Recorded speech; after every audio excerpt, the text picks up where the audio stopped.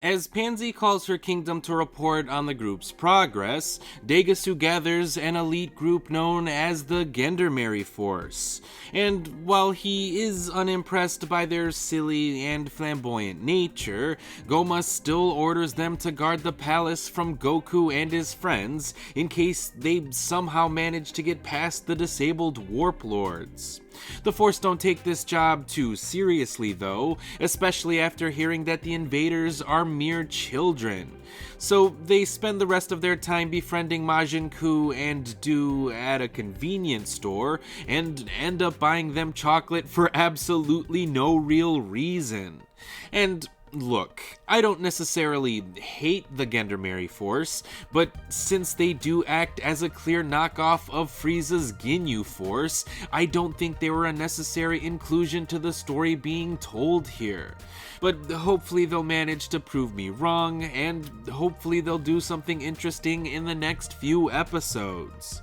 Meanwhile, once Goku and the gang find the second Warp Lord unresponsive, Neva magically opens the tunnels that separated the three worlds in the first place.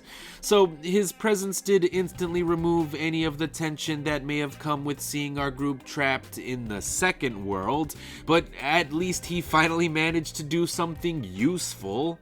I don't know if the tunnel barriers were even helpful in the first place.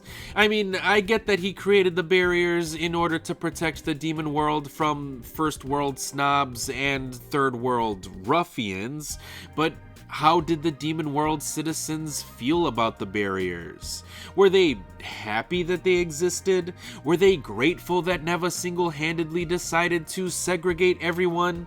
We already know that not everyone in the third demon world was a quote-unquote ruffian, so couldn't these people have benefited from having a different world to seek refuge in? I don't know, man. I just don't really like or even trust Neva all that much. But at any rate, Goku and the gang do manage to get into the first demon world, but they are forced to abandon ship once they experience extreme turbulence from entering from the upper atmosphere.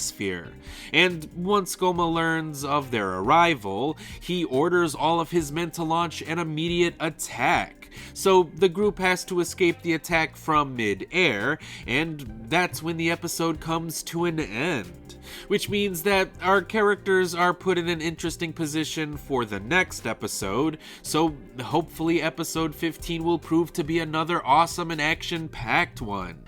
Because if there's only 5 more episodes left in the series overall, I don't think the show can afford to include any more filler episodes. But since the series should be heading towards a finale pretty soon, I'm looking forward to seeing where all of the storylines are going to be heading. So I can't wait to see the next exciting episode of Dragon Ball Daima once it gets released on Friday.